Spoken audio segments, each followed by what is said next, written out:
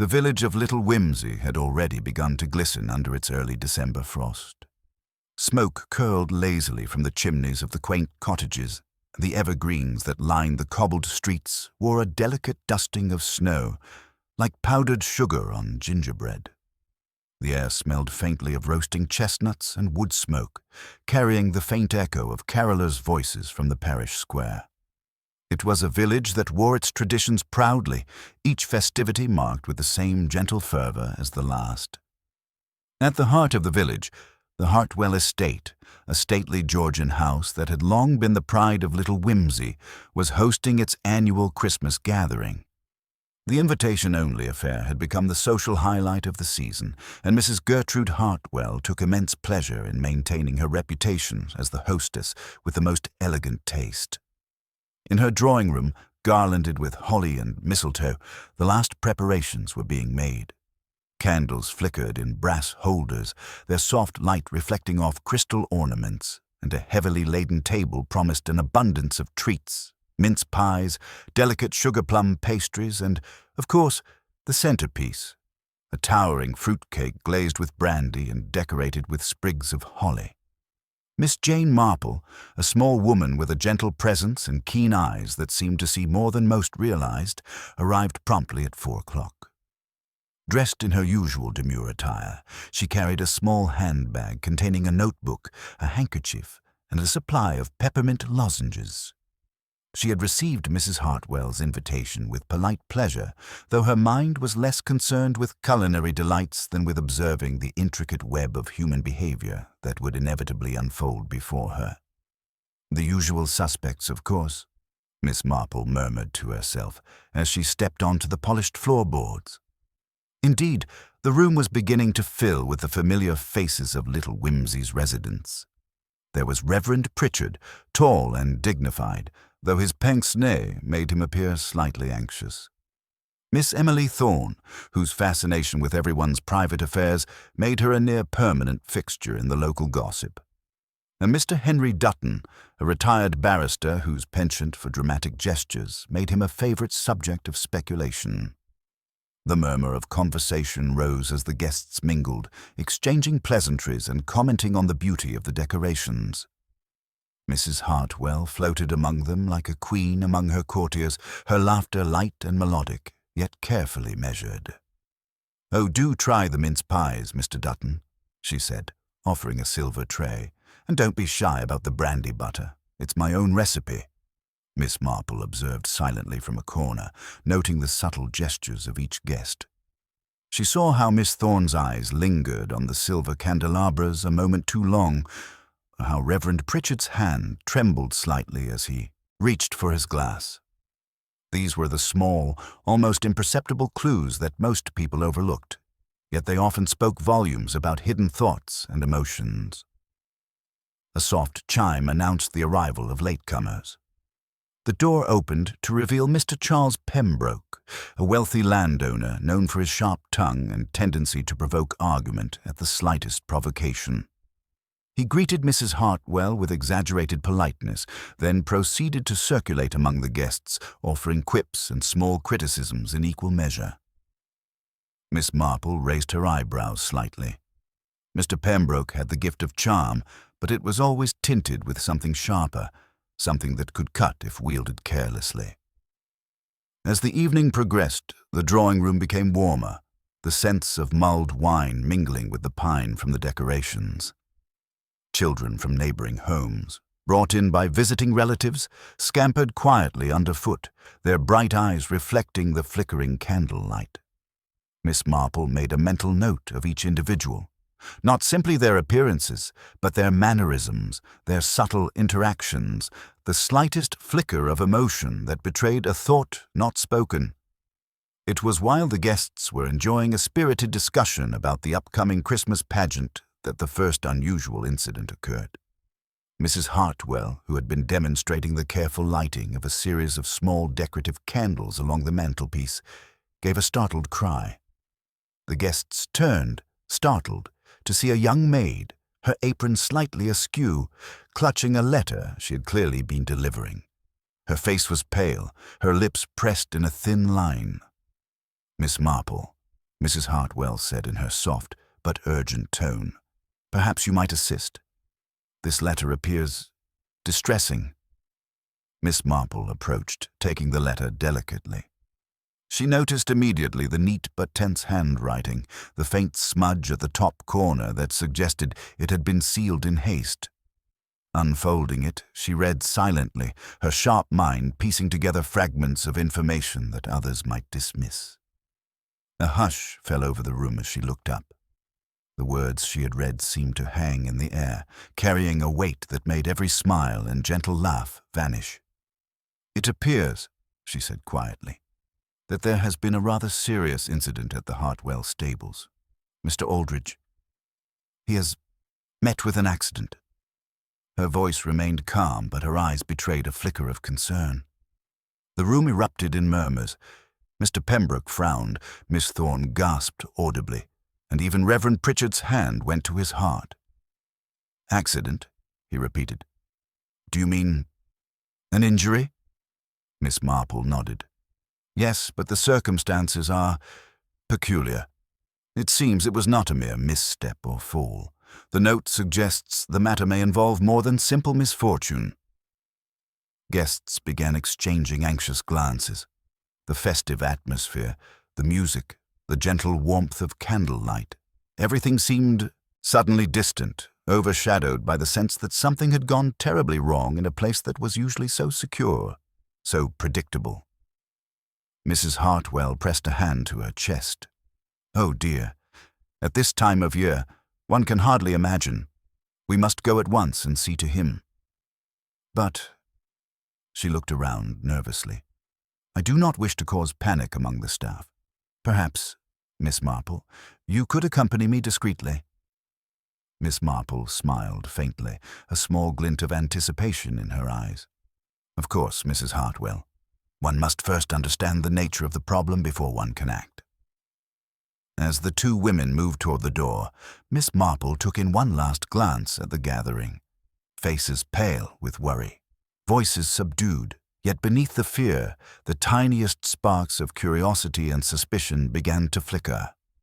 Little Whimsy's Christmas gathering, once a symbol of peace and joy, had become the stage for a mystery that would test every subtle observation, every insight into human nature that Miss Marple had accumulated over her long, quiet life. And somewhere among them, concealed behind polite smiles and careful words, was the shadow of a crime yet to be fully understood. The news of the incident at the Hartwell stables spread through Little Whimsy like wildfire, carried first by the Hartwell staff and then amplified by eager neighbors. By mid-morning, every shop, cottage, and cobbled lane seemed alive with whispers. In a village of fewer than 1,000 souls, secrets traveled fast, and conjecture often raced ahead of the truth. At Mrs. Farnsworth's tea shop, where the scent of fresh scones mingled with the faint aroma of lavender polish from the wooden counters, a small group had gathered, leaning in close to hear the latest tidings. Miss Emily Thorne was present, as she invariably was, when something unusual occurred, her eyes bright with anticipation. She had already heard the rumors and, true to form, embellished them with her own interpretations. "An accident, you say?" she said, speaking more to herself than anyone else. "I dare say it might not be as simple as that. Mr. Aldridge was a cautious man, was he not? It seems improbable that he could fall so carelessly." Mrs. Pargeter, a matronly widow who always enjoyed a story with a hint of scandal, nodded sagely. "I thought as much. The boy who delivers the post mentioned something about the stable door being odd, perhaps tampered with. One never knows what goes on behind closed doors in these fine houses." Across the table, Mr. Henry Dutton, always eager to display his analytical mind, leaned forward, resting a hand upon his cane. "Tampered, you say? That would suggest intent. But accidents, of course, do happen, especially during the chaos of winter preparations. I should caution against leaping to conclusions." "Oh, but Henry," Miss Thorne replied, her voice hushed conspiratorially, "you always prefer the most sensible explanation. Yet life is rarely so neat." Remember old Mr. Langley's disappearance last spring? How simple it seemed at first, and yet—" Her voice trailed off suggestively, leaving the rest to imagine the scandal. Miss Marple, having arrived quietly just as the rumors began to circulate, stood near the window, quietly observing. She did not interrupt. She rarely did. Instead, she watched faces, listening to tones, noting the subtle gestures that betrayed more than words. Mrs. Farnsworth poured tea with an exaggerated care, almost as if her very hands sought to demonstrate propriety in the face of disturbance. "Curious," Miss Marple murmured under her breath, more to herself than anyone else. "The stories change with each telling, yet a hint of truth remains hidden in the pauses, in the hesitations." The village constable, Mr. Clive Baxter, soon appeared at the tea shop, making his presence known with the polite but firm authority expected of law enforcement in a small town. His uniform, though neat, seemed slightly rumpled from the brisk walk over from the Hartwell estate. "I trust you've all heard," he said, raising a hand to quiet the chatter. "Mr. Aldridge is indeed injured, though I must insist this is no reason for panic. We are investigating the circumstances, but at present it appears to be an accident." "But Clive," Miss Thorne interjected, "surely you have heard the stories? Some say the door was ajar. Some claim there were footprints leading away from the stable. It is unnerving, is it not?" Mr. Baxter smiled politely, though his jaw tightened imperceptibly. "Stories are stories, Miss Thorne. Until evidence presents itself, speculation serves little purpose. I would advise restraint." Yet restraint, of course, was in short supply in Little Whimsy. By mid-morning, the gossip had moved beyond the tea shop to the marketplace, where villagers paused in the middle of their errands, speaking in low tones that carried just enough for others to overhear. Baker, butcher, and candlemaker all contributed their own versions of events, each more elaborate than the last. "It cannot have been mere misfortune," Mrs. Penrose whispered to her friend, tugging at the hem of her coat. "I saw Mr. Aldridge yesterday. He seemed unsettled, and he was not the sort to be careless. Someone must have—" Her voice faltered, letting imagination complete the sentence. Meanwhile, young Miss Lucy Hartwell, a cousin of the hostess and known for her precociousness, raced from one group to another, spreading half-heard versions of the story. "They say the stable gate was locked when it shouldn't have been," she exclaimed breathlessly, "and that Mr. Pembroke was seen near the stables last night." The name caused a ripple through the market. Mr. Charles Pembroke, known for his sharp tongue and volatile temperament, was often the focus of speculation, and whispers of his involvement immediately set tongues wagging. Miss Marple, observing from a discreet distance, noted the mixture of indignation and curiosity in the faces around her. Pembroke was a known provocateur, yet she suspected, quietly as always, that the truth would be more intricate than mere assumption. By noon, the parish church became an unexpected gathering point for those wishing to discuss the matter in a respectable setting. Reverend Pritchard, usually a man of calm and gentle persuasion, found himself fielding questions he had not anticipated. "Accidents, my friends," he said, lifting a hand, "do occur even in the most controlled environments. Pray for Mr. Aldridge's recovery and allow the authorities to investigate." Miss Marple, seated quietly in a side pew, observed the dynamics. She noted the way certain villagers avoided looking at one another, the slight stiffening of shoulders, the subtle fidgets that suggested unease. Gossip, she knew, was rarely neutral. It was colored by fear, envy, and past grievances. Often, the loudest voices were those with something to hide. As the afternoon wore on, she made her way through the streets, greeting neighbors with polite words while her mind catalogued every reaction. Mrs. Benson, the florist, clutched a sprig of holly as if for comfort, while Mr. Higgins, the local tailor, adjusted his coat nervously, eyes darting to see if anyone noticed his agitation. By late afternoon, the story had evolved once more. Some claimed Mr. Aldrich had been pushed. Others insisted it was a simple mishap caused by slippery cobblestones. Yet amidst all the exaggeration and speculation, Miss Marple discerned patterns. Patterns that hinted at motives, alliances, and secrets. Each villager revealed themselves unconsciously through what they said and what they avoided saying. Returning to the Hartwell estate as dusk fell, Miss Marple felt the familiar stirrings of intrigue. The village had already spun a web of conjecture so intricate that even the most observant outsider might have been overwhelmed.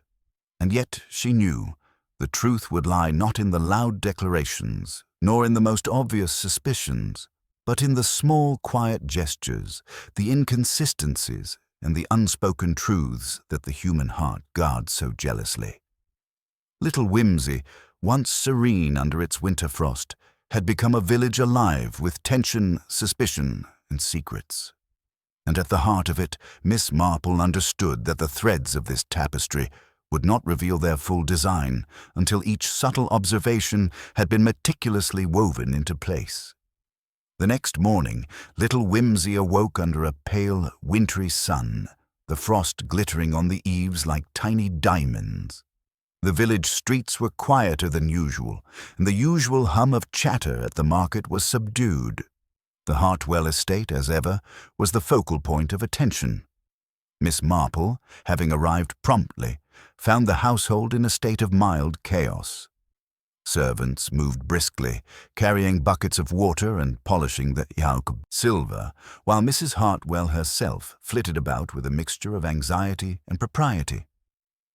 "Miss Marple," she said, greeting her with relief, "thank goodness you're here. I hardly know where to begin. Poor Mr. Aldrich. He's in the hospital, but it is said the matter is serious."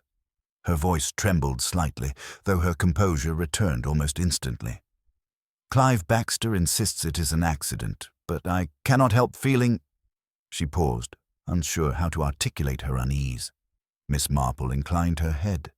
"Indeed, Mrs. Hartwell, it is often wise to observe carefully before forming conclusions. Accidents do occur, certainly, but sometimes what appears an accident conceals something else entirely." Mrs. Hartwell glanced at her nervously, then led the way to the drawing-room. Miss Marple took a moment to survey the room before speaking. Candles, once meant to decorate the mantelpiece, remained unlit, their wax slightly dripped from the previous evening's festivities. The subtle disorder suggested hurried movement. A few chairs were slightly askew, and the polished floor bore tiny smudges of dirt, traces, perhaps, of someone rushing in or out. These small details, easily overlooked, registered immediately with Miss Marple. As they spoke, a knock at the door announced the arrival of Constable Baxter. "Good morning, ladies," he said briskly, though his expression was less assured than usual. "I thought it best to come and gather any information you might have. The incident at the stables. We are proceeding cautiously." "Thank you, Constable," Miss Marple said kindly.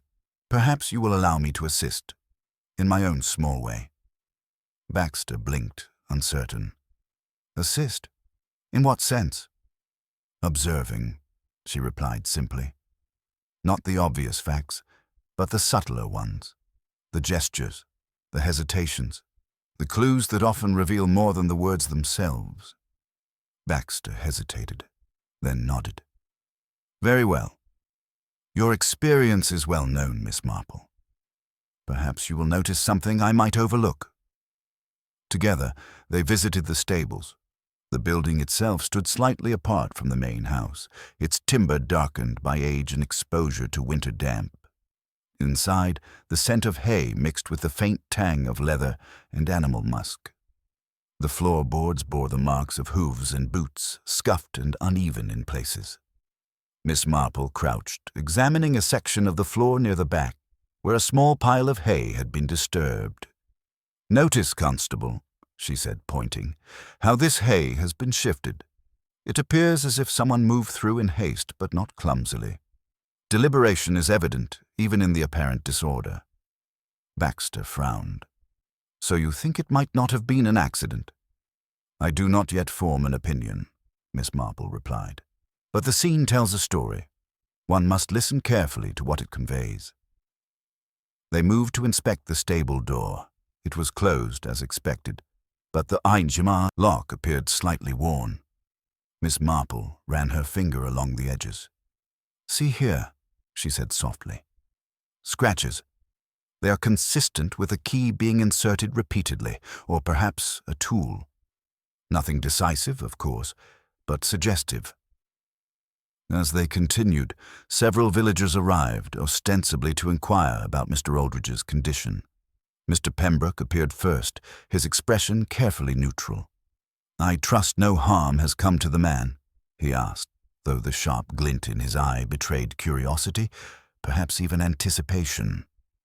Miss Marple observed him quietly, noting the slight tension in his shoulders and the way his fingers twitched against his coat. These were the small indicators she had long learned to read. "He is resting, Mr. Pembroke," she said, her voice gentle. "Though the circumstances require attention, perhaps you would care to tell me your movements yesterday evening." Pembroke's smile was smooth, almost charming. "I was, as you know, at home entertaining visitors. Nothing remarkable occurred." Yet his eyes flicked toward the stable before returning to her face, a subtle signal she filed away. Next arrived Miss Emily Thorne, who immediately began commenting on the state of the stables.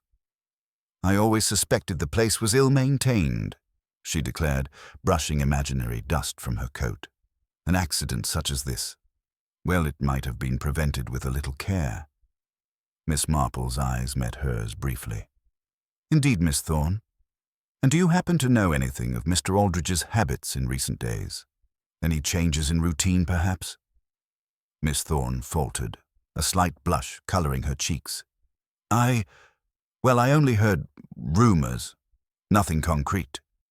"Rumors are often revealing, Miss Thorne," Miss Marple said softly, "but not always in the way one expects."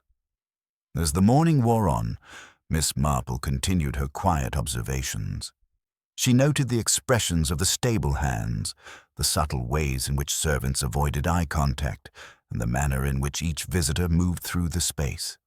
A dropped glove here, a smudge of dirt there, a hastily closed window, each detail accumulated like pieces of a puzzle. By midday, she had formed a preliminary picture, though she did not share it aloud. Instead, she retired briefly to the Hartwell drawing-room, where she sipped a cup of tea and considered the complexity of human behavior. "People reveal themselves in tiny ways," she murmured to herself. "A hesitation, a glance, a tone of voice, each is a thread. And in time, the threads form a pattern. If only one watches long enough, one can see the whole tapestry." Little Whimsy, seemingly calm on the surface, was anything but. Beneath polite greetings and reassurances, subtle tensions were rising.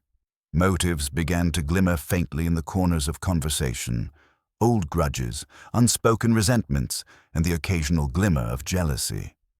Miss Marple recognized these immediately, for she had seen the same patterns countless times before. By the end of the afternoon, she was convinced of one thing: the incident at the stables was no mere accident, though the exact nature of the danger, or the intent behind it, remained elusive. And she understood, with a quiet certainty, that the first clues were rarely found in the most obvious places, but rather in the fleeting expressions and behaviors of those who claimed innocence. As the shadows lengthened across the village streets, Miss Marple prepared herself for the next step, speaking with those most closely involved, carefully, subtly, and without arousing suspicion. For in Little Whimsy, as in any village, the truth was hidden, not in the obvious, but in the quiet spaces between words where the human heart guarded its secrets most fiercely. By late afternoon, Little Whimsy had become a hive of uneasy activity. Word of Mr. Aldridge's condition had spread, and the stables were cordoned off by Constable Baxter, who now felt the weight of official responsibility pressing upon him. Yet despite the outward calm, the undercurrent of suspicion ran strong, and every villager's glance seemed to harbor hidden questions. Miss Marple had spent the morning quietly observing, noting the minor inconsistencies in accounts, the subtle hesitation in responses, and the faint traces of anxiety that some of the more composed visitors betrayed. She had seen enough to sense that the story presented by the police might not encompass the full truth. Still, she maintained her usual composure, letting others believe she was merely a courteous guest, concerned for Mr. Aldridge's welfare. Constable Baxter had now begun interviews with those present at the Hartwell estate during the hours leading up to the accident. The first name he pursued was an unsurprising one: Charles Pembroke. The wealthy landowner had been seen near the stables the previous evening, and his history of sharp disputes with Mr. Aldridge made him a natural focus of suspicion. Pembroke, however, bore himself with his usual ease. "I have nothing to confess, Constable," he said, his tone smooth and unruffled. "I was at home, entertaining a guest. Mr. Aldridge's accident is unfortunate, but hardly my responsibility." "Were you at the stables at all?" Baxter pressed. Pembroke's eyes narrowed slightly, though he answered evenly. "For a moment, yes. I merely passed by on my way to inspect the snow on my own property. That is all. You may ask anyone. I had no quarrel with the man yesterday, nor any intention to harm him." Miss Marple, who had been listening from a short distance, noted the carefully controlled gestures, the slight tightening of his jaw, the way he avoided looking directly at the stable. It was subtle, almost imperceptible, yet it hinted at a consciousness of proximity to the scene. Still, she withheld judgment.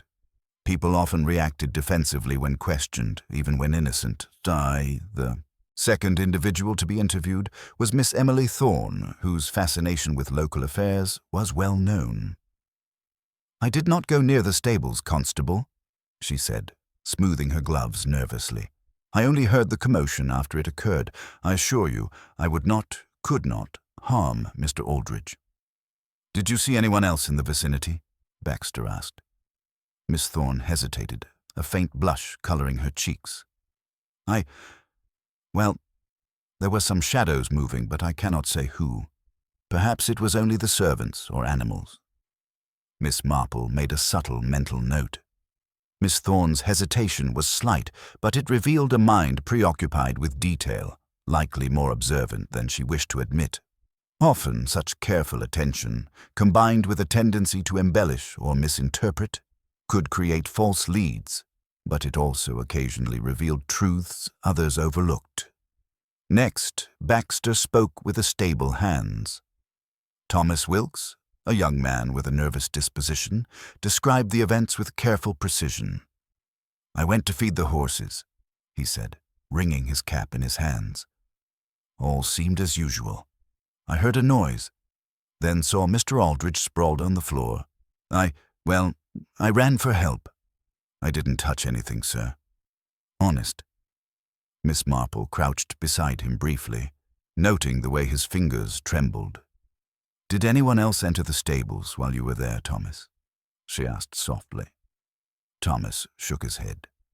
"No, ma'am. Only the master himself, I think. I didn't see anyone else, I swear." Yet despite his insistence, Miss Marple noted one small inconsistency.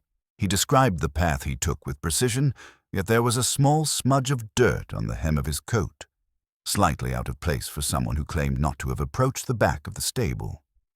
Perhaps it was nothing, she thought, yet she filed it away for later consideration. By evening, a preliminary theory was forming among the villagers and the local constable.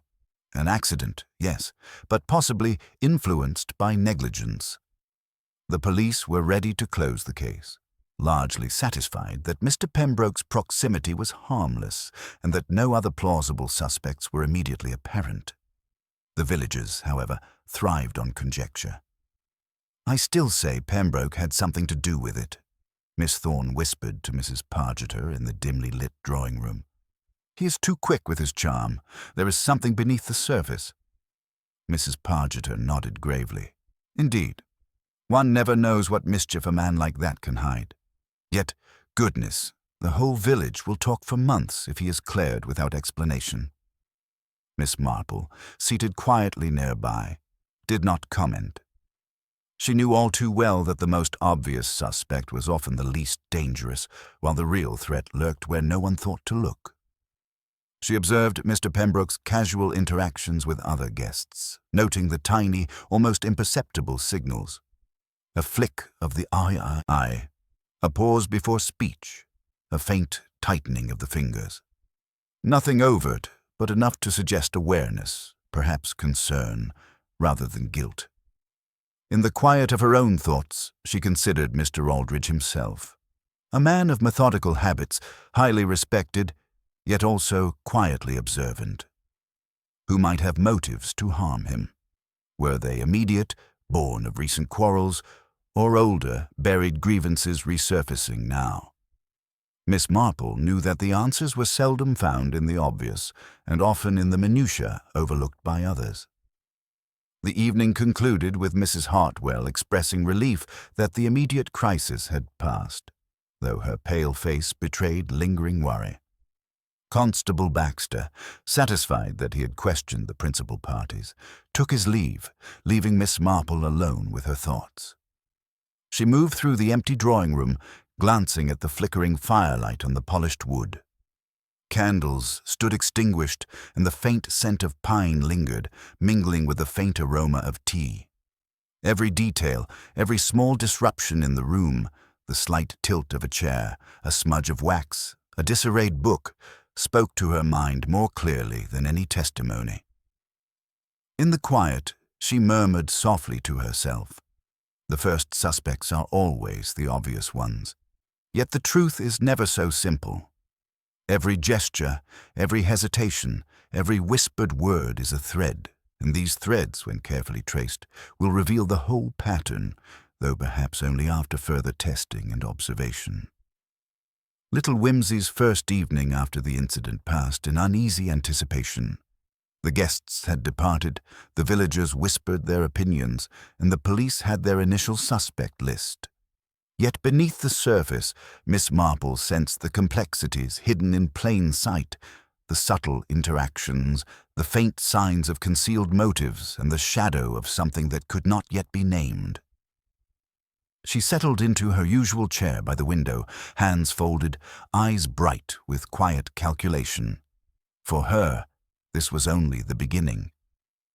The first suspects had been identified, but the truth, she knew, was always more intricate than it seemed, and the threads of the mystery, though tangled, were waiting to be patiently unraveled. The following morning brought a pale, misty dawn to Little Whimsy, the frost glittering in the low sunlight. Miss Marple, as was her habit, took an early walk through the village before visiting the Hartwell estate again. The air was crisp, carrying the faint scent of wood smoke and baked goods from the bakery, and the occasional sound of bells from the parish church mingled with the soft crunch of snow under her boots. Miss Marple's mind, however, was not on the serene village scenery, but on the events of the previous day. She reflected on each conversation, each gesture, and each statement from the villagers, noting the inconsistencies she had quietly catalogued. In her experience, truth rarely presented itself in a dramatic flourish. More often, it lurked in the subtle, almost imperceptible details that everyone else dismissed. Arriving at the Hartwell estate, she found the household in the midst of a careful return to routine. Mrs. Hartwell, pale but composed, greeted her warmly. "Jane, it is such a relief to see you. The household has been restless, and though the accident appears less grave than first feared, I cannot help but feel unease." "Unrest is natural," Miss Marple replied gently, "and sometimes it is in the details that reassurance or concern resides." The drawing-room, usually vibrant with light and festivity, felt unusually quiet. A few candles were lit, their glow reflecting off the polished surfaces, but there was a tension in the air that even Mrs. Hartwell's careful attention could not entirely dispel. Miss Marple, accustomed to discerning subtle signs, observed the room with interest. A slightly displaced cushion, a faint smudge on the mantelpiece, a chair that had been moved and replaced imperfectly. Her attention turned toward the morning's visitors. The stable hands had already arrived, along with Mr. Pembroke, whose presence seemed almost expected. Miss Marple did not greet him directly, instead watching from a slight distance, observing how he interacted with others. His composure was flawless, but the ever-so-slight twitch of a finger, the minute adjustment of his coat, and the careful avoidance of certain glances were details she noted without comment. It was, however, a small, seemingly insignificant incident that finally drew her focus. As she passed by a side table, her attention was caught by a folded envelope, partially hidden beneath a stack of correspondence. It was unremarkable in appearance, the handwriting careful and neat, but it had been left in a manner that suggested someone had handled it recently, yet deliberately hidden it from view. Miss Marple picked up the envelope with quiet curiosity. The name, Mr. Aldridge, was written across the front. It had clearly been delivered to the house prior to the accident, yet no one seemed to know of its existence. She opened it carefully, revealing a single sheet of paper, neatly folded. The contents were brief, a note indicating that someone intended to visit the stables that evening with instructions that were cryptic but purposeful. Miss Marple's eyes narrowed. "Curious," she murmured, turning the paper over in her fingers. The instructions were ambiguous, yet precise enough to indicate deliberate intent. She noticed a faint smudge near the signature, perhaps from a hurried hand or damp ink, but what intrigued her most was the timing. The note had been placed so carefully that it would likely remain undiscovered until after the accident occurred. "This," she said softly to herself, "is the sort of detail that others overlook entirely. It is small, yet it speaks volumes." She considered the envelope's placement. Whoever had left it had intended for it to be found, or not found, at a particular moment. Such behavior suggested calculation, an awareness of both human curiosity and distraction. Miss Marple recalled the nervous gestures of Thomas Wilkes, the stable hand, and the subtle evasion in Mr. Pembroke's eyes. These small observations began to weave together into a pattern she could not yet fully articulate, but which demanded further investigation. Mrs. Hartwell appeared at the doorway. "Jane, you seem absorbed. Is everything all right?" Miss Marple looked up, her gaze steady. "Yes, Mrs. Hartwell. I have merely found something that may illuminate the circumstances of Mr. Aldridge's accident. A note, hidden but deliberate. Its discovery was fortuitous, yet its contents may prove significant." Mrs. Hartwell frowned slightly. "A note. I was unaware of any correspondence of importance.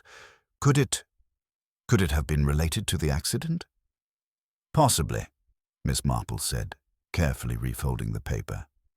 "But one must observe more before drawing conclusions. A small clue often points to larger truths. Yet only when considered alongside all other observations does its meaning become clear." She set the envelope aside, her mind already racing through possibilities. Who had written it? Who had intended it for the stables? And why had it been placed so surreptitiously? The answers, she knew, would be revealed through careful observation, questioning and, most importantly, patience. The day continued with a quiet flurry of activity. Visitors came and went, each providing their own accounts of the previous evening, each adding subtle layers to the narrative. Miss Marple observed the patterns in their speech, the slight overemphasis on innocence, the carefully measured pauses, the way hands were folded or fidgeted. She saw the faint glances exchanged between some villagers, small, almost imperceptible acknowledgments that revealed more than words ever could. As dusk approached, she excused herself for a brief walk through the grounds. The cold air cleared her thoughts, and the quiet of the estate allowed her mind to trace the web of interactions that had unfolded over the past 2 days. Each gesture, each hesitation, each hidden note contributed to a growing picture. In the fading light, Miss Marple reflected on the lesson she had long observed.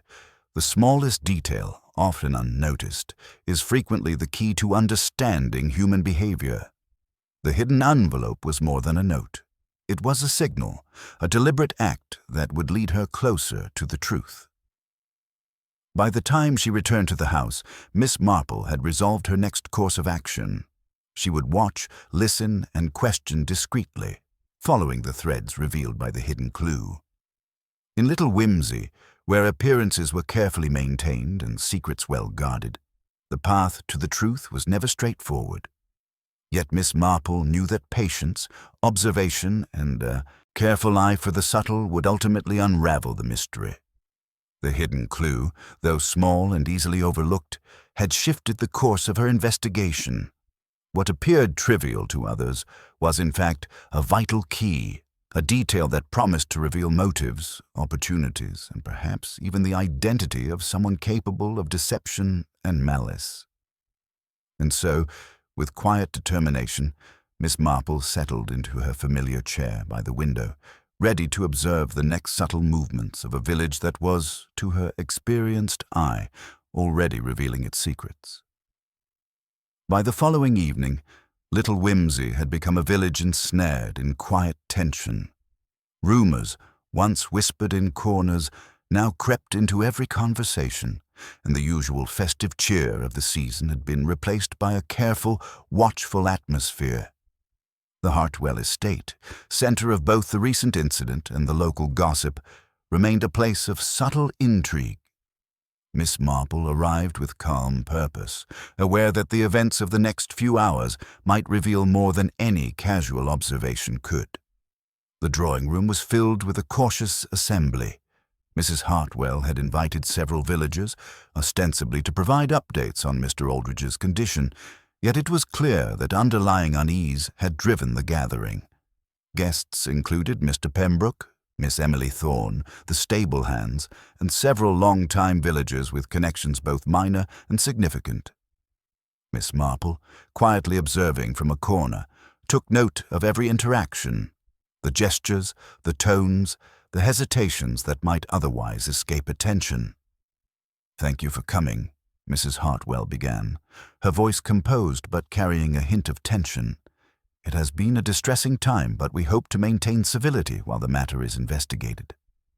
Mr. Pembroke, always eager to dominate conversation, cleared his throat. "Naturally, one must hope for clarity," he said smoothly, though a flicker of irritation passed over his features as he glanced toward the stable hands. Miss Marple, sipping her tea, noted the subtle shift in posture among the staff. A faint unease passed through their ranks, barely perceptible, yet telling. Even minor servants in a small village could hold the knowledge of secrets more potent than any polite conversation revealed. Miss Thorne, never one to miss an opportunity for dramatic commentary, leaned forward slightly. "Surely," she said, her voice carrying the sharp edge of curiosity, "there must have been a reason for Mr. Aldridge's accident. People do not simply fall, do they? There must be provocation, perhaps even malice." Miss Marple's eyes met hers briefly. "Accidents do happen, Miss Thorne," she replied gently. "Yet one must not dismiss the possibility of human intent, nor the subtleties that might lead to it. Sometimes it is the hidden resentments, the old grievances, that shape events in ways we fail to notice." This prompted a murmur from the group. Conversations, always a dance of politeness and curiosity in Little Whimsy, shifted imperceptibly toward the topic of past conflicts. Mr. Pembroke, sensing an opportunity, began recounting minor disputes he had observed over the years. Arguments over property boundaries, disagreements about parish matters, and subtle slights between families.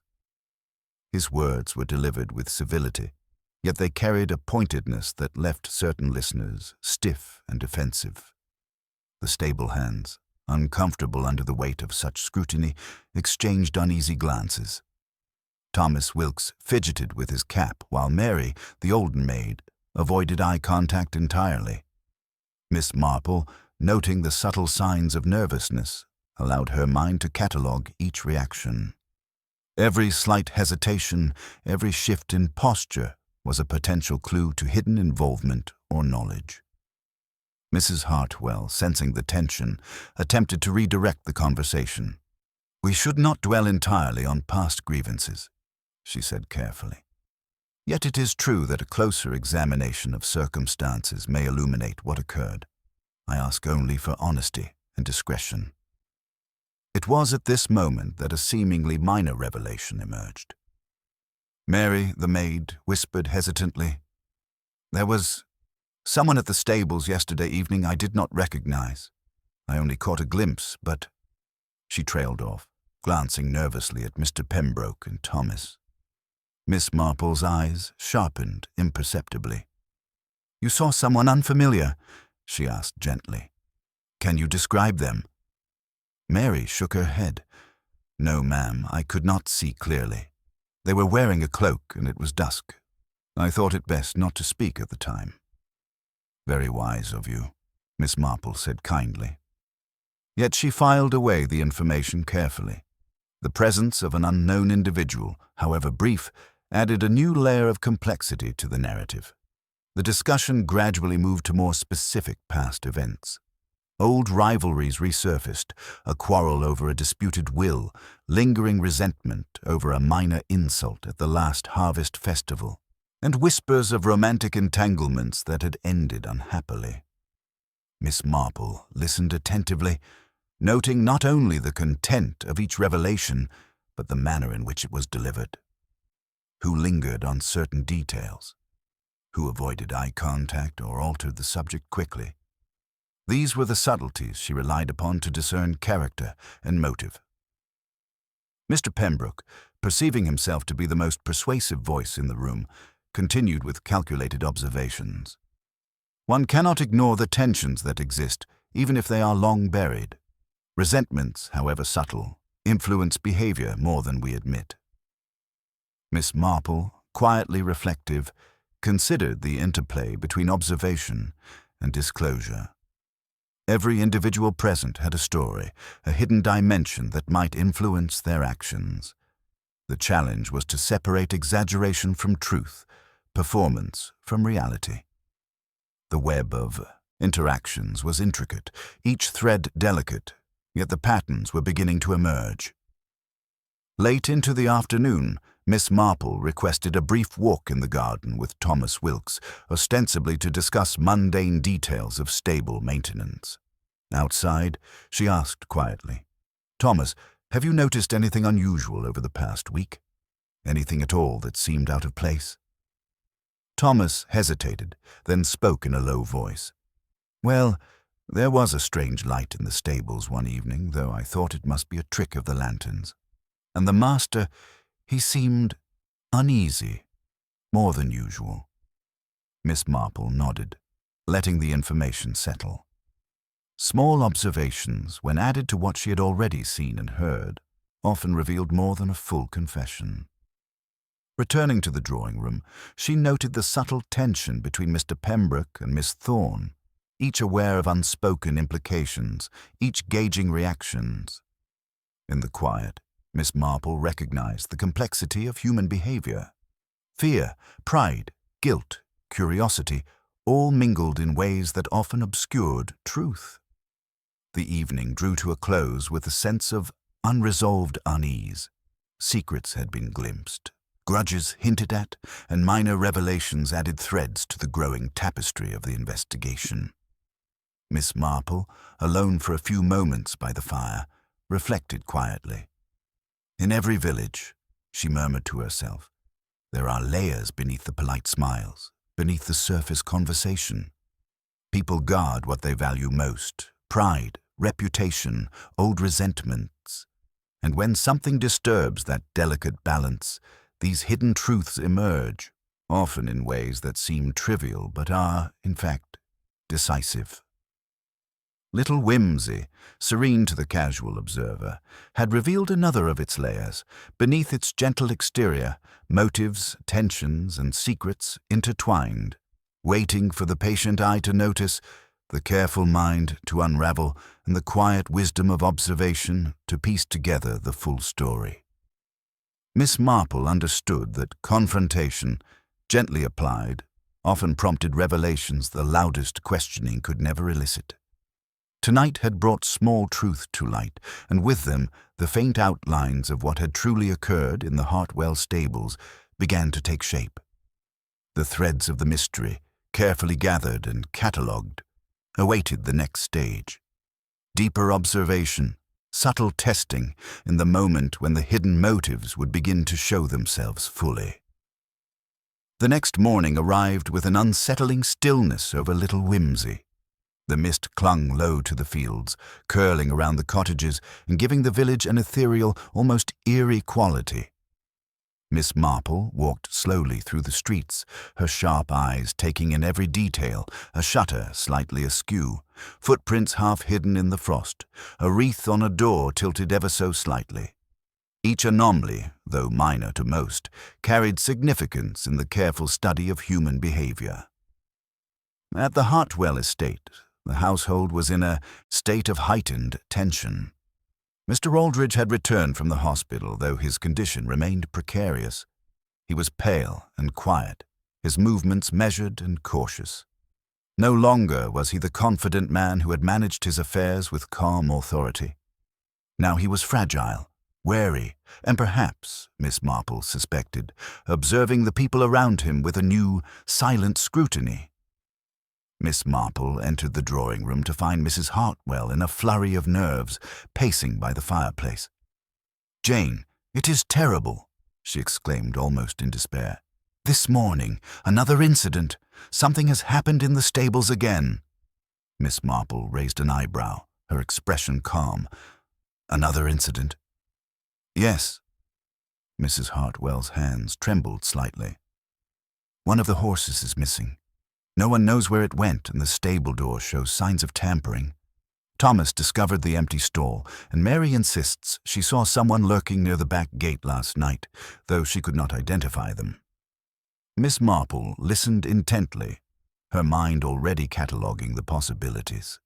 A missing horse could be a mere coincidence, or it could be an escalation, a deliberate move designed to unsettle or distract. Often, she reflected, the simplest events carried the weightiest significance when tied to human intention. Constable Baxter soon arrived, looking somewhat perplexed. "Indeed, Miss Marple," he said, adjusting his hat nervously, "it appears the situation has worsened. I intend to search the grounds thoroughly, but thus far there is no sign of forced entry beyond the usual disturbances." Miss Marple, surveying the scene, noted the subtle signs. The disturbed hay in a corner, small hoof prints leading toward a wooded edge, and the faint scent of leather and earth carried on the crisp air. "The horse," she murmured to herself, "has not left of its own accord. Someone has guided it." Thomas Wilkes, standing nearby, fidgeted under her quiet gaze. I did not see anyone, ma'am," he stammered. "I went to check the fences this morning, and all seemed fine until I found the stall empty."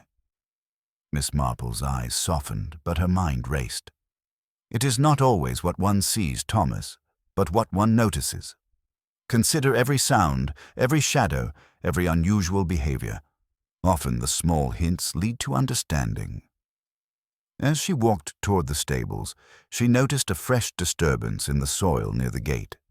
A faint indentation, almost imperceptible, shaped by a careful hand.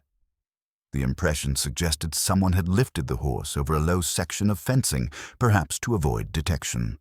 A detail small enough to escape most eyes, yet large in its implications.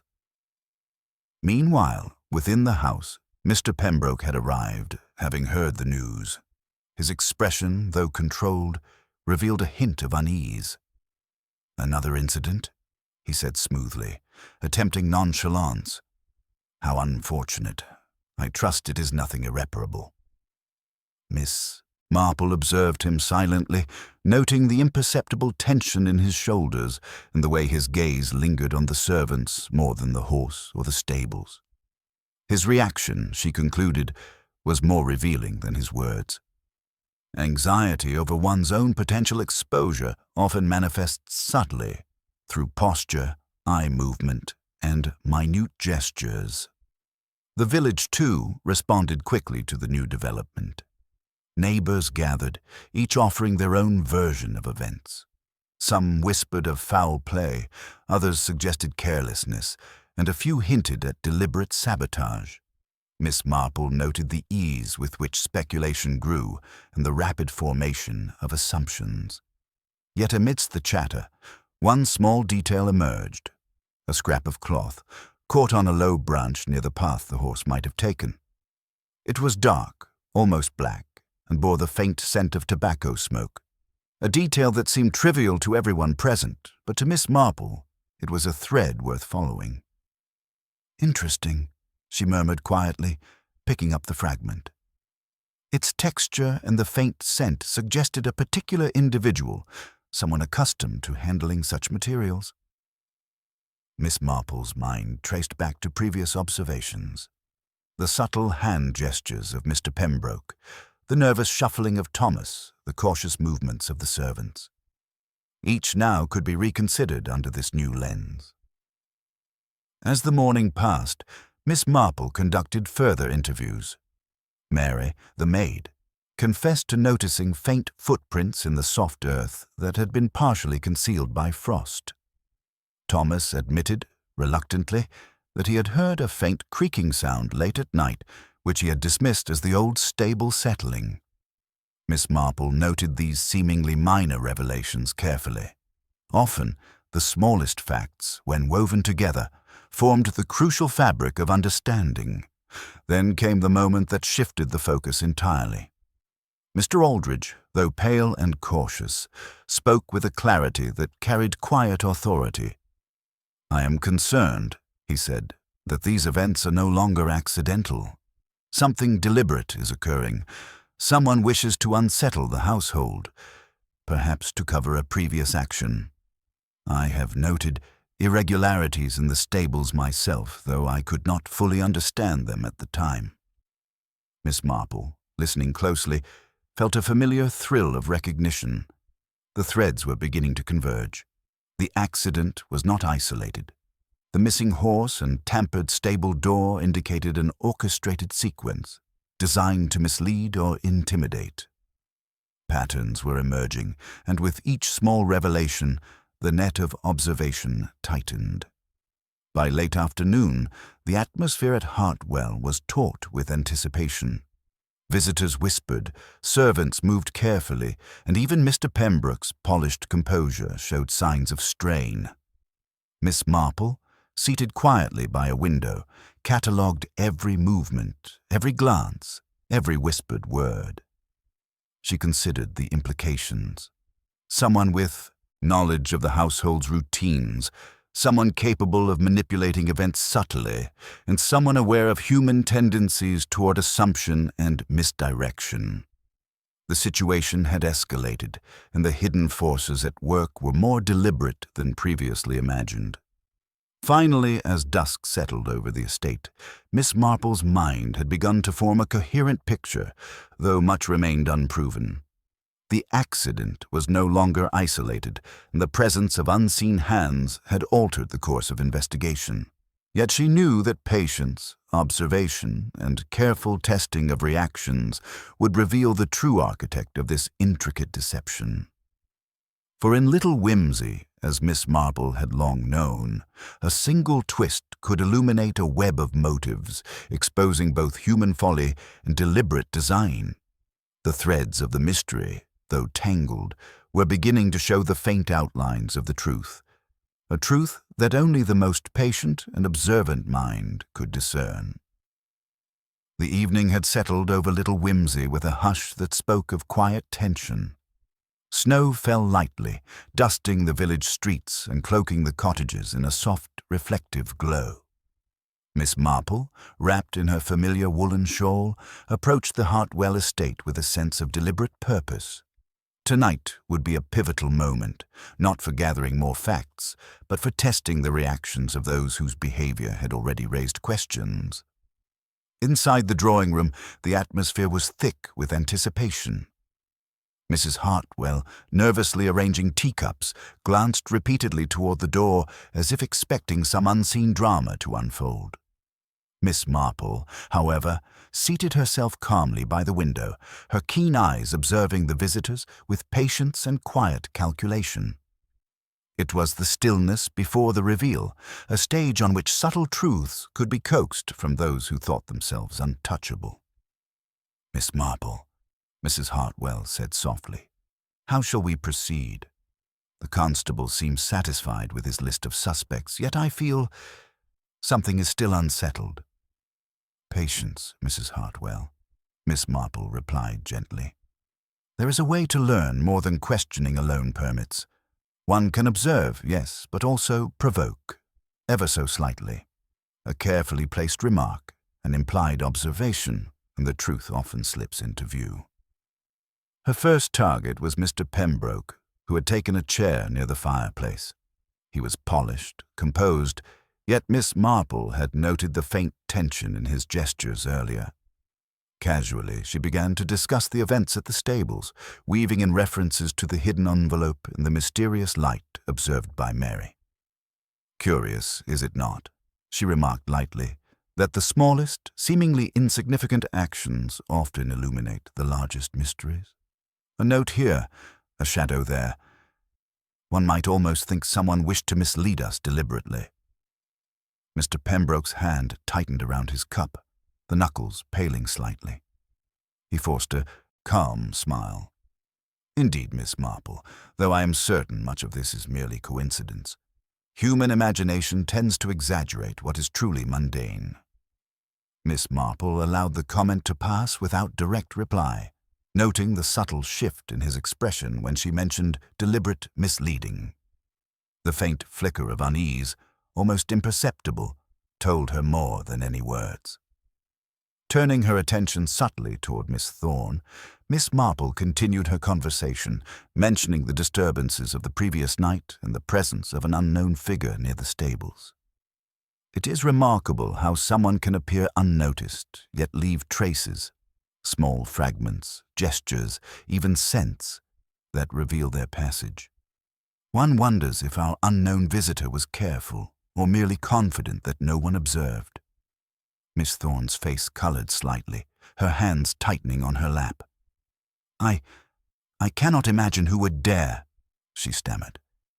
Yet the very hesitation and overemphasis betrayed her curiosity and awareness. Miss Marple catalogued the minute tremor in her voice, the slight backward lean as though instinctively distancing herself from the implication. The servants, too, were subtly tested. Mary, standing by a sideboard, was asked lightly whether she remembered seeing any unusual objects near the stables. Miss Marple's tone was innocuous, almost casual, yet layered with suggestion. Mary glanced toward the window, then lowered her eyes, betraying the faint anxiety Miss Marple had anticipated. "Small details often escape notice," Miss Marple said softly. "Yet when gathered together, they form a pattern that is impossible to ignore. Sometimes one need only watch the reactions of others to see the hidden truth." It was then that Miss Marple decided to introduce a more specific test. She mentioned, almost in passing, a discrepancy regarding the placement of the stable lantern the previous evening, noting that it appeared to have been moved deliberately. She did not accuse anyone, merely allowed the information to hang in the air like a subtle challenge. Mr. Pembroke's reaction was immediate, though controlled. A faint tightening of his jaw, a quick glance toward Thomas, and a minuscule shift in posture were enough to register in Miss Marple's mind.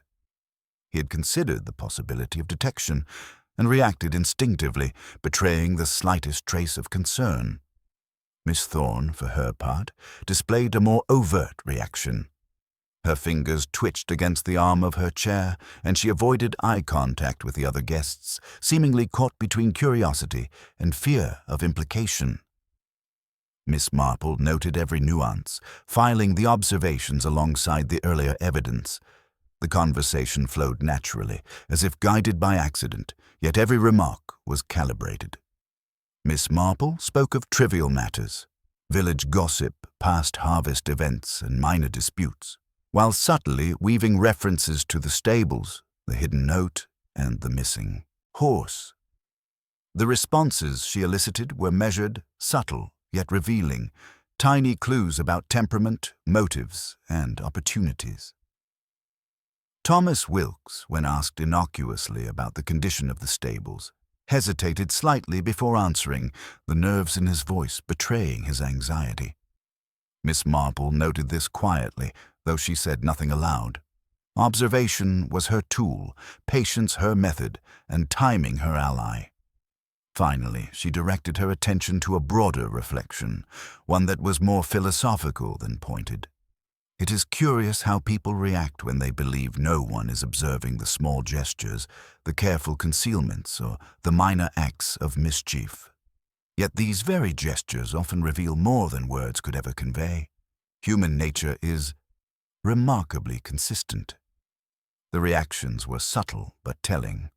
Eyes shifted, lips pressed together, and a few hands unconsciously fiddled with objects in nervous repetition. Miss Marple had anticipated each of these responses, using her quiet remarks to illuminate the faintest of tells. By the end of the evening, she had gathered the final pieces of her psychological puzzle. Each individual had displayed unique reactions to hints and observations. Fear, tension, and fleeting guilt were revealed in imperceptible ways. No one had realized that Miss Marple's casual comments were, in fact, deliberate tests designed to draw out the concealed truths without confrontation. She retired quietly to her room that night, satisfied. The next steps would be subtle, yet decisive. She had seen the threads of behavior begin to form a coherent pattern, and the final revelation, the unveiling of the true architect behind the stables incident and Mr. Aldridge's near mishap, was now within reach. For Miss Marple, the evening had proven the old truth. Subtlety and observation, gently applied, revealed what accusations and force could never uncover. In little whimsy, human nature had once again provided its own testimony, and Miss Marple's patient attention had caught it quietly, without fanfare or alarm. The following morning, little whimsy awoke to a world that seemed unchanged at first glance. Snow still clung to the branches, smoke rose lazily from chimneys, and the villagers moved quietly along familiar paths. Yet beneath this serene exterior, a quiet tension lingered, one that spoke of truths long concealed and soon to be laid bare. Miss Marple, as always, moved with calm precision, her mind already piecing together the final strands of the intricate tapestry. At the Hartwell estate, the household had gathered for a modest morning tea. Mr. Aldridge, still pale but steady, sat in his accustomed armchair, the flickering light from the window catching in his thoughtful eyes. Mrs. Hartwell moved about with her usual grace, though even she could not entirely mask her unease. Miss Marple, seated in her corner by the window, observed each figure carefully, noting posture, expressions, and subtle gestures, the language of truth often expressed in silence. "Jane," Mrs. Hartwell said softly, "I cannot help but wonder, will we ever truly understand what happened in the stables?" Miss Marple smiled gently.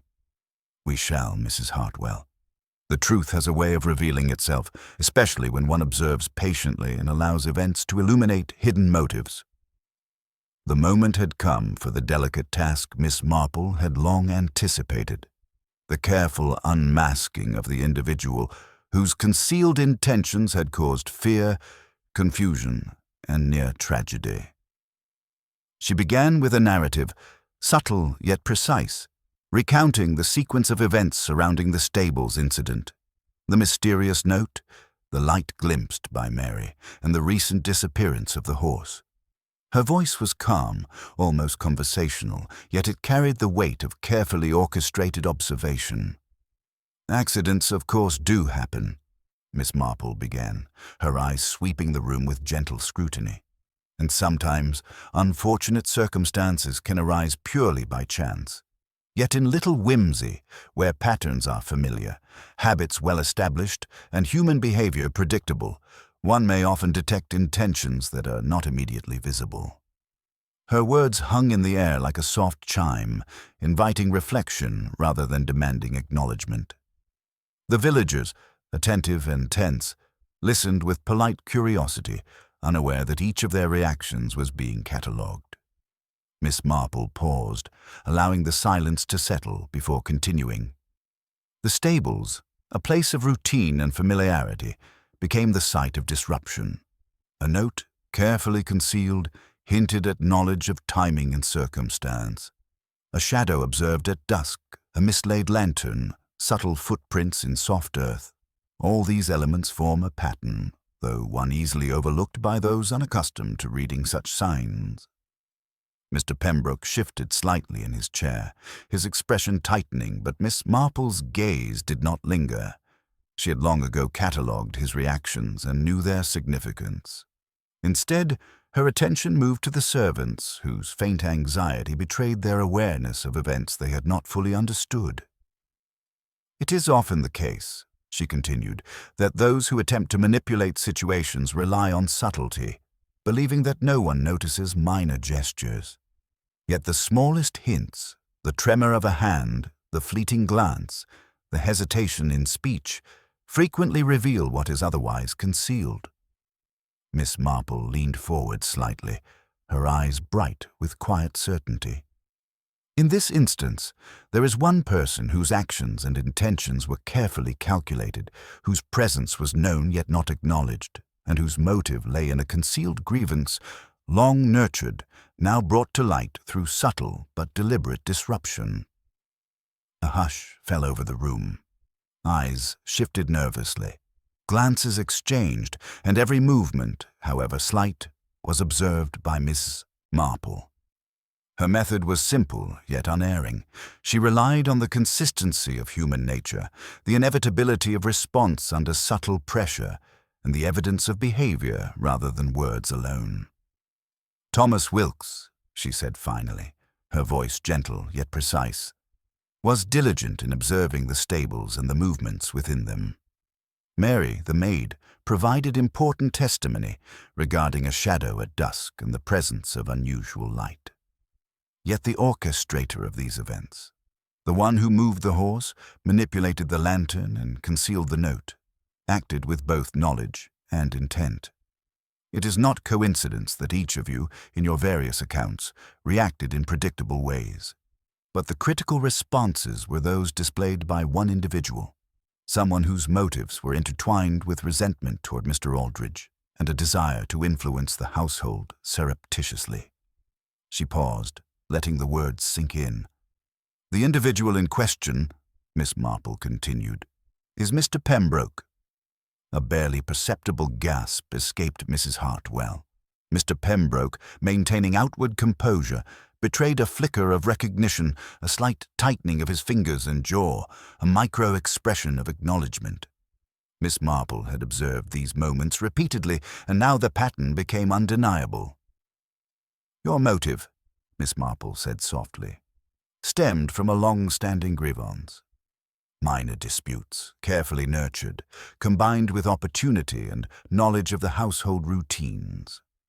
The note, the orchestrated accident, and the tampered stables were intended to create confusion, distract attention, and perhaps implicate others. Yet the human element, unconscious gestures, minor hesitations, revealed your presence." Mr. Pembroke's lips parted slightly, as if to protest, yet no words emerged. His carefully constructed facade had crumbled under the quiet scrutiny that Miss Marple had applied, and the weight of subtle evidence bore down upon him. "The threads of observation," Miss Marple continued, "are often invisible to the casual eye, yet they form a web that exposes truth. Every minor action, every reaction, every overlooked detail has its place, and tonight, Mr. Pembroke, that web has revealed your intent." The room remained silent. Mr. Pembroke finally spoke, voice low and measured, though lacking the confident ease he usually displayed. You presume too much, Miss Marple. I presume only what observation, consistency of behavior, and careful attention have shown, Miss Marple replied gently. It is not presumption, but the simple reading of human nature that has guided me. Mrs. Hartwell, regaining her composure, looked between them. So it was deliberate, all this worry and fear? Miss Marple nodded. Yes. What appeared accidental was in fact carefully orchestrated to unsettle the household and obscure intent. Yet human behavior leaves its own trace. And in little whimsy, as always, the truth, though hidden, cannot remain concealed forever. Mr. Pembroke sank back into his chair, silent, the weight of exposure pressing upon him.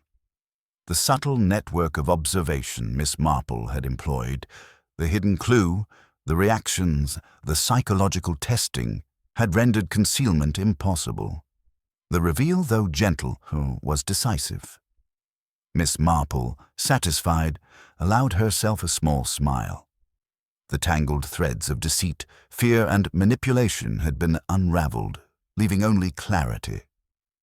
In the quiet of the drawing-room, the subtle lesson of human nature, patience and careful observation, had triumphed. The village of Little Whimsy slowly began to return to its accustomed rhythm. Snow had melted slightly in the morning sun, leaving glistening puddles along the cobbled streets, and the faint scent of wood smoke mingled with the crisp air. Shops reopened with polite greetings, and the clatter of daily life gradually resumed. Yet beneath the familiar routines, a subtle shift remained. The collective awareness that even the most serene village could conceal hidden tensions, and that human nature often revealed itself in unexpected ways. At the Hartwell estate, the household had settled into a quieter pattern. Mr. Aldridge, though still recovering, walked cautiously through the garden, observing the familiar paths with renewed attentiveness. The stables, once the scene of confusion and near calamity, had been meticulously restored, with fences checked and lanterns secured. Thomas Wilkes moved among the horses with an ease that belied the nervous tension of previous days, while Mary tended to her duties with careful precision, her eyes occasionally glancing toward corners as if expecting shadows that no longer held threat. Miss Marple, seated by the drawing-room window with her knitting, observed the subtle changes in demeanor and mood. The air was lighter now, though an undercurrent of awareness lingered. Human nature, she reflected, did not quickly forget its lessons. Villagers had been reminded that appearances could be deceptive, that minor gestures could carry immense significance, and that patience and observation often uncovered truths far beyond what casual inquiry revealed. Mrs. Hartwell moved about the room, arranging teacups with her usual grace. "Jane," she said softly, approaching Miss Marple, "I cannot thank you enough. Your insight has restored a sense of calm here. Yet, I cannot help but feel the village itself has changed, even if only subtly." Miss Marple nodded, her eyes gentle. "Indeed, Mrs. Hartwell, people have seen the fragility of appearances and the weight of intention. They have witnessed, albeit indirectly, the consequences of concealed motives and the patterns that human behavior reveals. Change does not always come in dramatic moments. Sometimes it is a quiet awareness that lingers." Outside, a few villagers paused along the pathway, exchanging hushed comments about the recent events. Mr. Pembroke had departed under polite escort, his composure intact but subdued. Rumors, though restrained, whispered of his motives, his long-standing grievances, and the clever orchestration that had nearly deceived even the most attentive observer. Miss Marple, aware of these murmurs, smiled inwardly. Human curiosity, when tempered by reflection, often led to subtle lessons that did not require public drama to teach. In the drawing-room, conversation shifted naturally.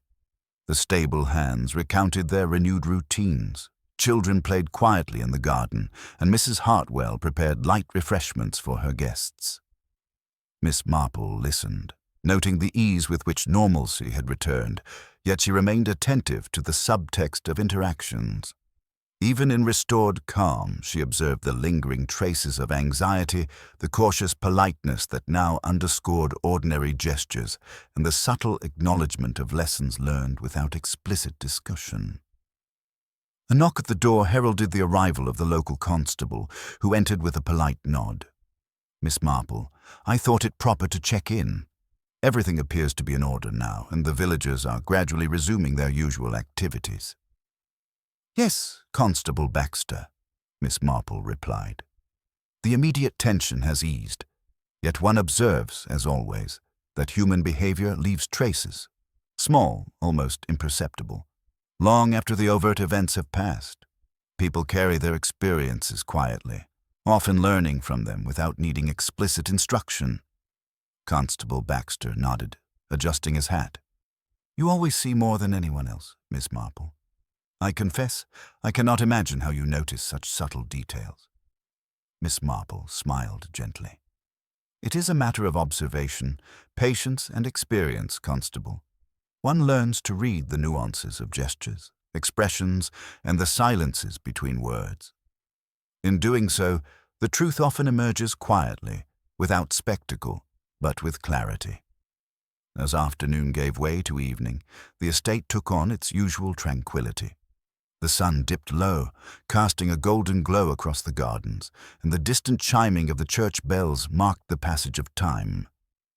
Mrs. Hartwell prepared a modest supper, and the household gathered with a sense of relief, tempered by reflection. The events of the past week had left their mark, but life, resilient as ever, continued forward. Miss Marple, content to observe from her familiar corner, reflected on the finality of her investigation. The threads had been carefully untangled, the hidden motives revealed, and the subtle manipulations exposed. Yet what remained most remarkable, in her view, was the quiet resilience of human nature, the ability to return to routine, to restore order, and to integrate lessons learned without disruption of social harmony. Her thoughts wandered briefly to the villagers she had encountered during her observations. The stable hands, the servants, the casual, witnesses, and even the instigator of the events. Each had revealed themselves not through grand declarations or confessions, but through subtle gestures, minor inconsistencies, and the natural inclinations of human behavior. In every instance, observation, patience, and understanding had been more telling than any accusation or interrogation. As night settled over Little Whimsy, the lights of the Hartwell estate glowed warmly against the deepening darkness. Miss Marple, content in her quiet reflection, understood that the village had regained its outward peace, but beneath that surface lay the permanent mark of subtle awareness. People had been reminded, gently yet decisively, of the consequences of concealed motives and unobserved actions. Mrs. Hartwell approached, placing a hand lightly on Miss Marple's shoulder. "Jane, you have done more than solve a mystery. You have restored confidence, order, and a sense of security that we might otherwise have lost. I am grateful beyond words." Miss Marple, her eyes soft and thoughtful, replied, "The mystery itself is rarely the lesson, Mrs. Hartwell. It is the observation, the understanding, and the patience that teach us how to perceive human nature. And that, in itself, is a kind of resolution."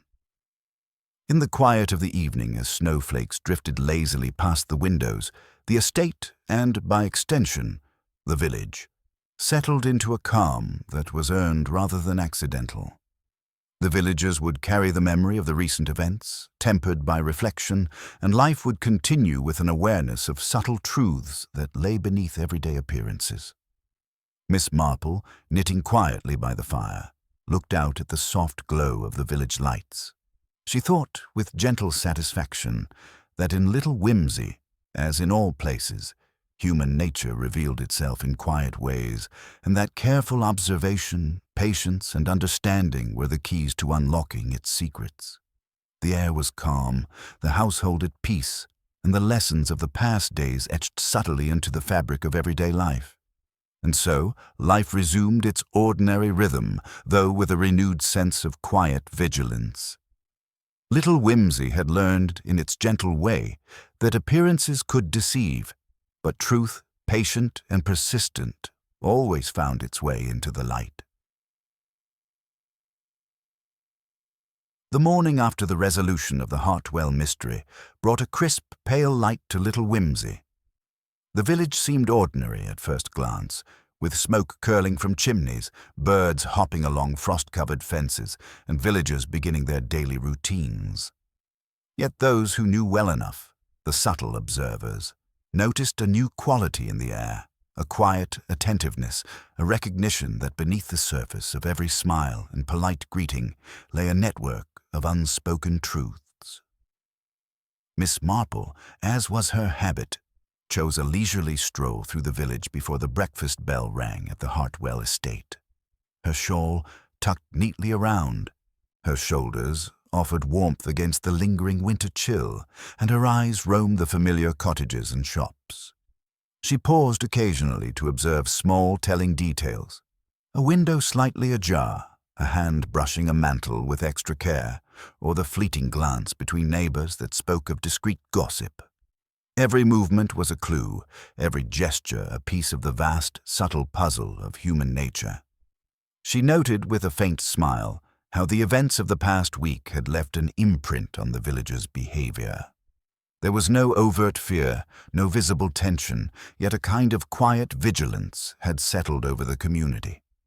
People now hesitated just a fraction longer before speaking, considered their words with more care, and observed the reactions of others more keenly. The lesson of subtle consequences, of hidden motives revealed through small actions, had been imparted without lecture or admonition. At the Hartwell estate, Mr. Aldridge moved more confidently than he had in days, his steps measured, his eyes alert but calm. Recovery, both physical and emotional, had progressed. He lingered in the drawing-room, conversing politely with guests. Yet Miss Marple noticed the slight flinches, the moments of reflection that betrayed his recent awareness of the fragility of appearances. Even those accustomed to wealth and control are shaped by events that reveal the unpredictability of human behavior. Mrs. Hartwell prepared a modest breakfast with gentle efficiency. The conversation in the kitchen was light, reflecting normal domestic rhythms, yet Miss Marple could not ignore the subtle acknowledgement of recent events in every gesture, every smile, and every careful word. It was the human response to recognition and revelation, a behavior she had come to expect, to catalogue, and to understand over decades of observation. Miss Marple took a seat by the hearth, her knitting resting quietly in her lap, and allowed herself to reflect on the sequence of events. The stables, the mysterious light, the missing horse, the hidden note, all were threads in a complex pattern, each revealing human intention in its own unique way. She thought of Mr. Pembroke, whose carefully concealed resentment and subtle manipulations had almost succeeded, and she noted how delicately the balance of pride, curiosity, and fear had been observed to reach the ultimate revelation. Outside, a group of children played near the garden gate, their laughter light and unguarded, contrasting sharply with the tension of earlier days. Miss Marple watched them, recognizing the enduring innocence of youth in a world where adults often concealed their intentions beneath layers of social nicety. She allowed herself a faint smile, thinking that even in the midst of human complexity, moments of uncalculated joy and simplicity remain, offering a reminder of life's unvarnished truths. Later that morning, she visited the Hartwell stables once more. The horses were calm, their breaths visible in the cold air. Thomas Wilkes adjusted the tack quietly, moving with efficiency born of habit, yet with a newfound ease that reflected the absence of tension. Mary, the maid, moved with a quiet attentiveness. The anxiety that had once marked her steps now softened into cautious confidence. Miss Marple observed the subtle signs of restored equilibrium, aware that human behavior, once disrupted, often finds its way back to a baseline shaped by both experience and memory. She lingered near the far stall, her eyes scanning the ground where traces of the earlier disturbance had remained. The faint indentations in the earth, the slight disarray of hay, the shadows of footprints, all had been significant, yet in the calm light of the morning, they were little more than reminders of events that had tested observation, patience, and perception. It was remarkable, Miss Marple thought, how often human oversight, pride, and careful concealment coexist, and how easily a perceptive eye can untangle the thread when one is neither rushed nor distracted. Returning to the drawing-room, she found Mrs. Hartwell quietly attending to the fire. "Jane," she said softly, "I feel as though a certain peace has returned, though I suspect the memory of events will linger longer than the fear." "Yes," Miss Marple replied, her tone reflective. "Fear, like truth, often remains as a subtle presence, shaping the ways we interact and the care with which we observe. Yet it is tempered by understanding and by the knowledge that subtlety, attention, and patience reveal far more than rash assumption or accusation." Mrs. Hartwell nodded, and for a moment silence filled the room. A peaceful, reflective silence, pregnant with recognition. Outside, the village continued to move at its own pace, the ordinary rhythms of life intertwining with the quiet memory of recent revelations. The lessons had been imparted, not through drama or spectacle, but through observation, gentle confrontation, and the unfolding of human behavior. Miss Marple, content with the day's quiet observations, rose to take her leave. She walked through the garden once more, noting how the light reflected off the frost, how the villagers paused to acknowledge her with polite smiles, and how the world had resumed its ordinary pattern. Yet beneath that ordinary pattern, subtle truths remained, truths of character, intention, and the consequences of hidden motives.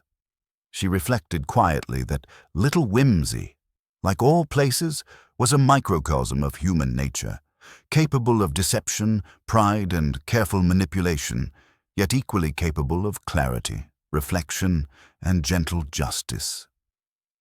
The incidents at Hartwell had illuminated these truths, revealing that observation and understanding, rather than accusation and haste, remained the most reliable guides through the complexities of human behavior. As she departed, Miss Marple looked once more toward the village streets. The sun had risen fully, casting long, soft shadows across the snow. Life continued, resilient, deliberate, and subtly transformed. In little whimsy, as in every place she had known, human nature endured, complex, unpredictable, yet ultimately legible to those willing to observe with patience, kindness, and insight.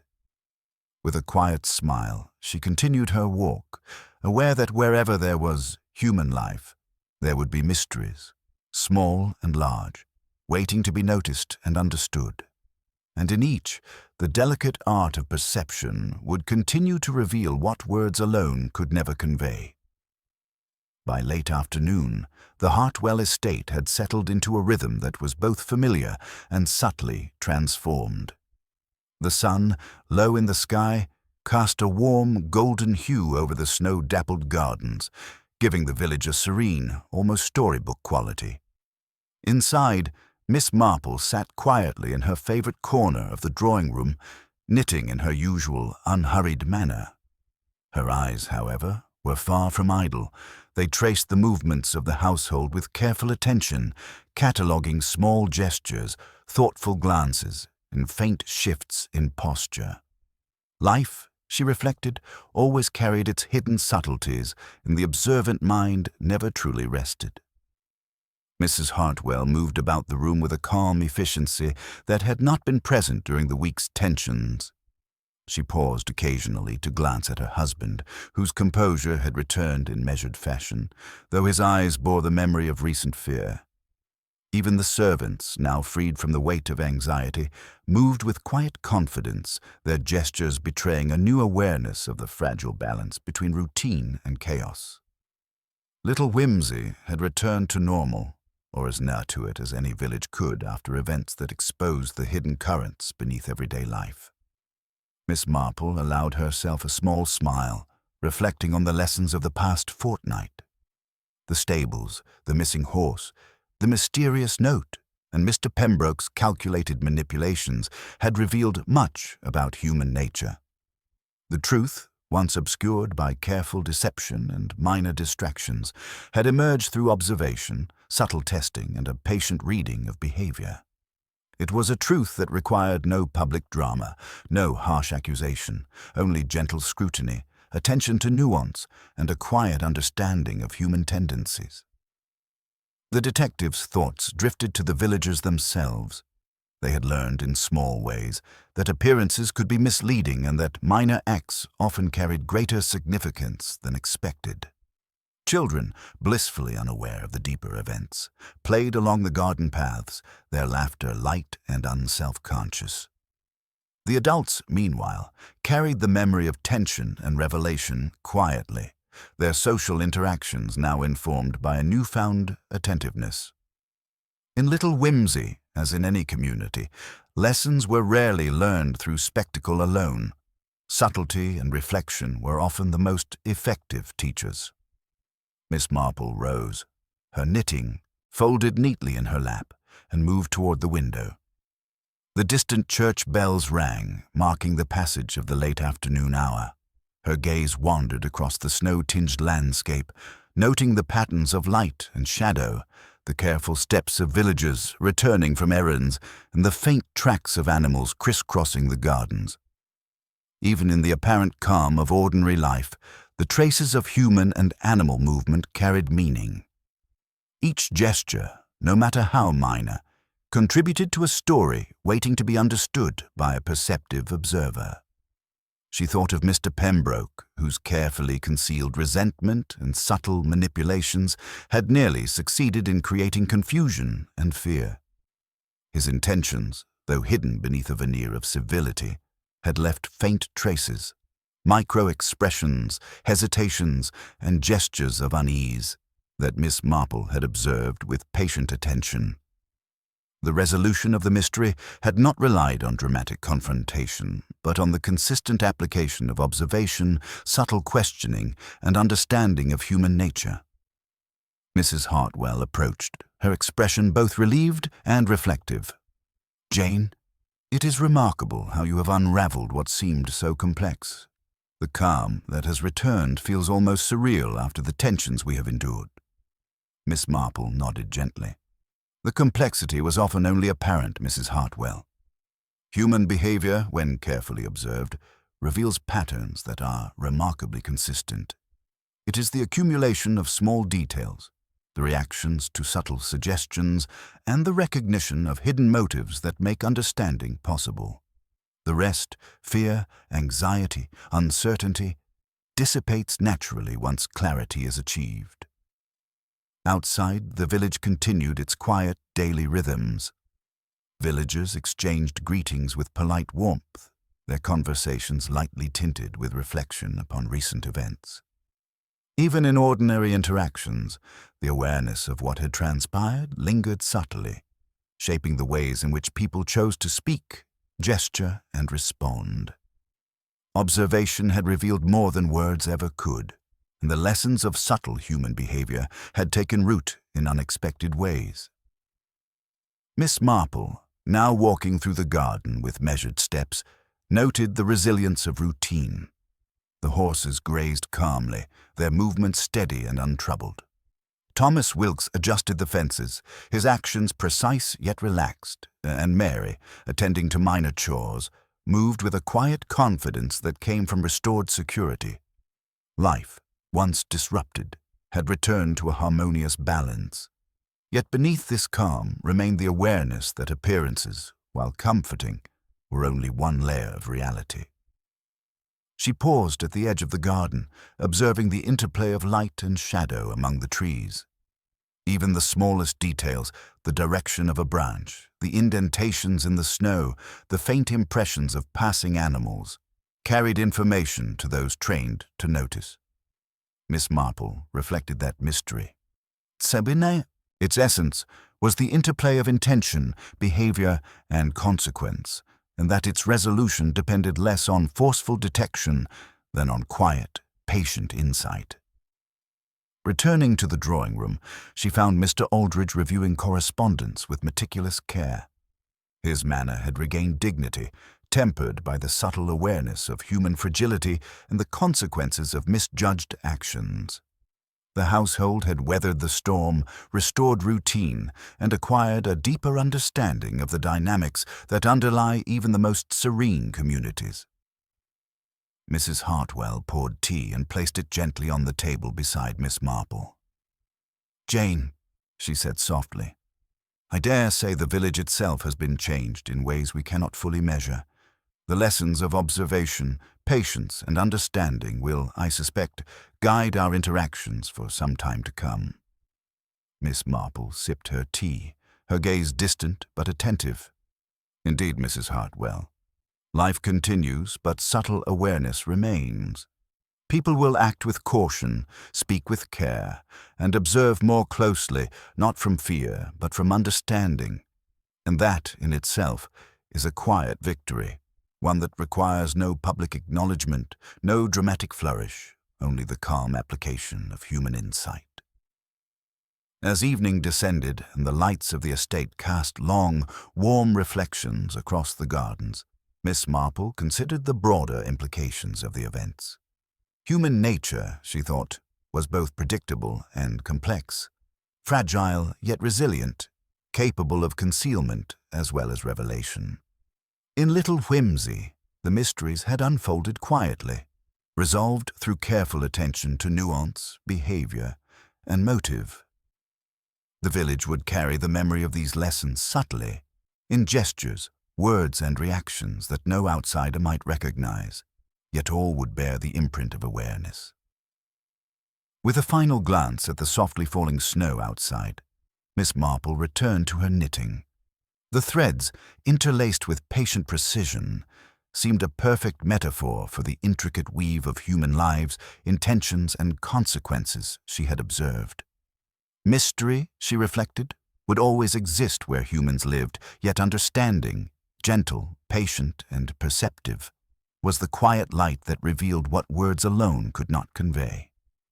And in that light, little whimsy, restored to calm and routine, carried forward with the subtle lessons of observation, discretion, and human nature securely embedded in the fabric of everyday life.